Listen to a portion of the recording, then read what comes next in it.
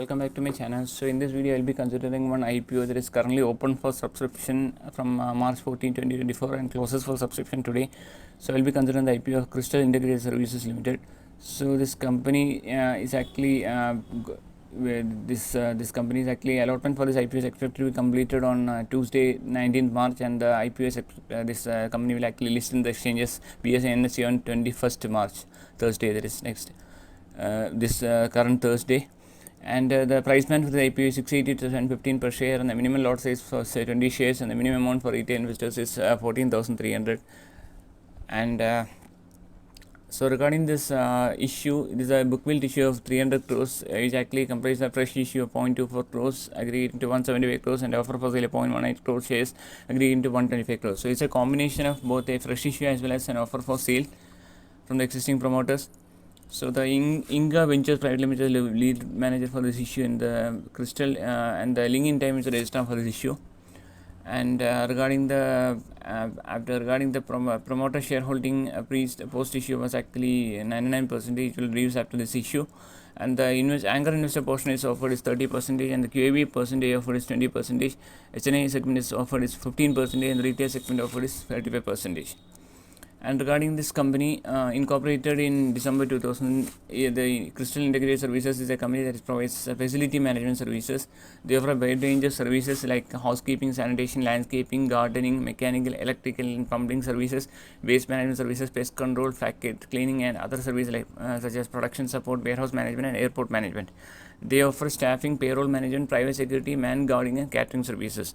So they have served around 134 hospitals, 224 schools, and 2 airports, 2 railway stations, 110 metro stations as on March 31, 2023.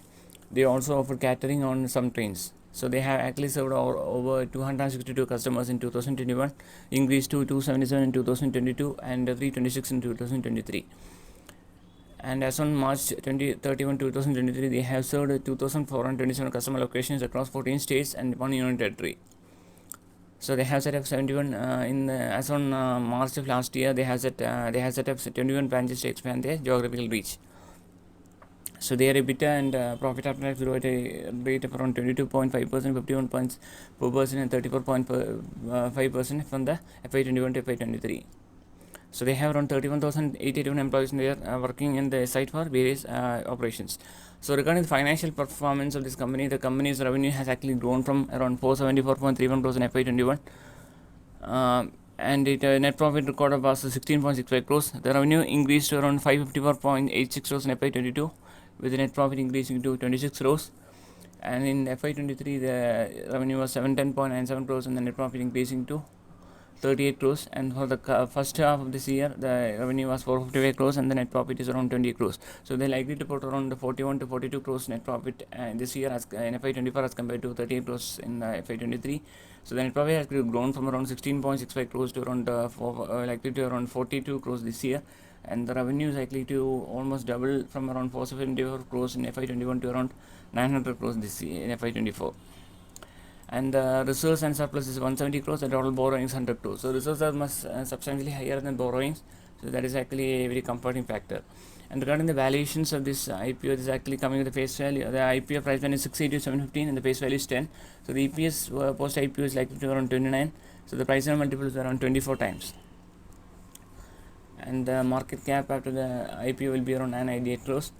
And regarding the oversubscription figures, so the object of this issue is to repay the part of the certain borrowings of the company and the funding the working capital requirements of the company and the funding capital expenditure for the purpose of new machinery and also for general corporate purposes. And regarding the subscription figures for this IPO, QAB segment is oversubscribed 0.61 times at the end of the second day, and the retail segment is oversubscribed 1.38 times, and the HNI segment is oversubscribed 11.60 times. So we can actually expect the QAB subscription to be subscribed much more in the last day, and the retail segment is also expected to increase in the last day. So we can actually expect at least 5 times retail subscription. So the regarding the review by different brokers, most brokers subscribe rating IPO, as many as 5 brokers subscribe rating IPO, and one broker has a neutral rating on this IPO. and as many as BP Equities Wealth, GPL Capital Markets, Swastika InvestSmart, and Ventura Securities have a subscribe rating on this IPO. And regarding the review by the Dilip Davda in the website chitorga.com, so it mentioned that it's one of the leading integrated facility management service provider. It derives 73% of revenue from the government contracts, and they posted growth in top and bottom line. And based on FY24 earnings, the issue price fully priced. Investors can apply subscribe IPO the medium to long term rewards. And regarding the information about the company, so it's one of the leading integrated facility management services with a focus on healthcare, education, public administration, state government entities, municipal bodies, and other government offices, airports, railways, and metro infrastructure, retail sectors. It provides a comprehensive range of integrated facility management services across multiple sectors, and consequently among the select companies in India having a wide geographic presence and customer base catering to almost all end-user segments.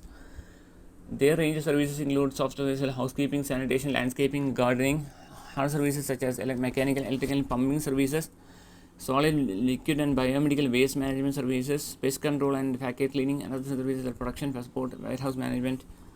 Airport management services include multi-level parking, airport traffic management. The company also provides staffing solutions and payroll management to customers, as well as private security and manned guarding services and catering services. So we can actually call this company as a company similar to SIS, that is also a listed company.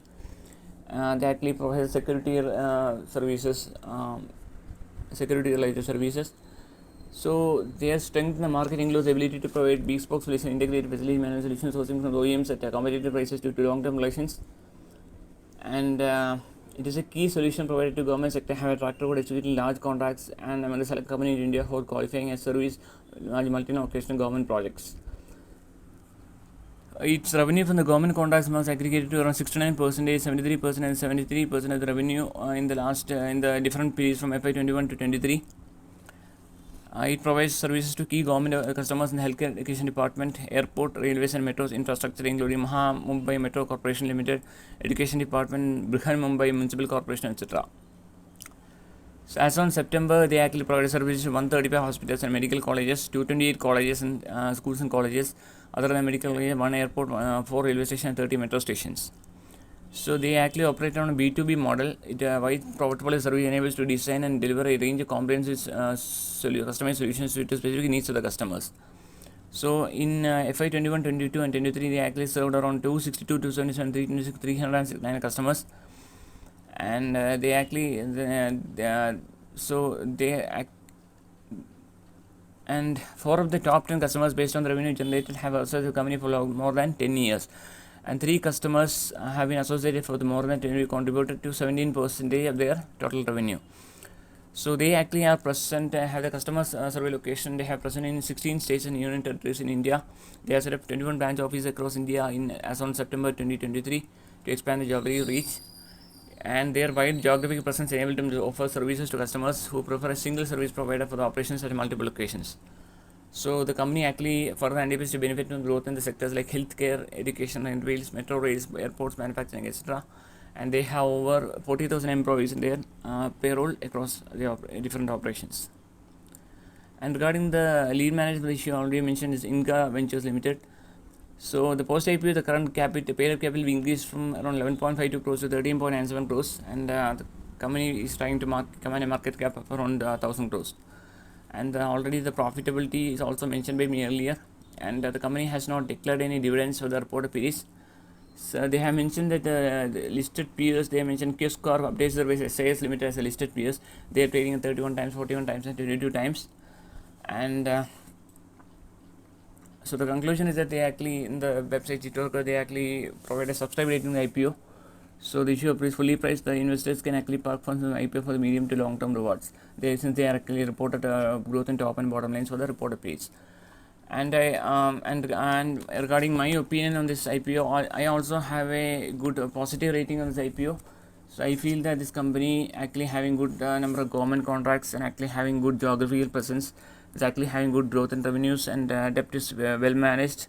So this can actually get more clients in future and can increase the revenues. So I will be applying for. I am planning to apply for this IPO, and I am actually expecting this company to reward investors based on the increased profitability in future. So the issue appears slightly expensive, not very expensive, but for a long-term basis, considering the good branch their branch presence and the geographical presence in different states and large number of customers. So I'm actually very optimistic on this company and for good returns for long term. So if you're also convinced about the future prospect, you can also consider applying for this IPO. Regarding the grey market premium for this IPO, as on second day, as on the current grey market premium is indicating a listing of around 65 levels. So which means that the company can actually list at around 780 levels. So that is based on the current grey market premium.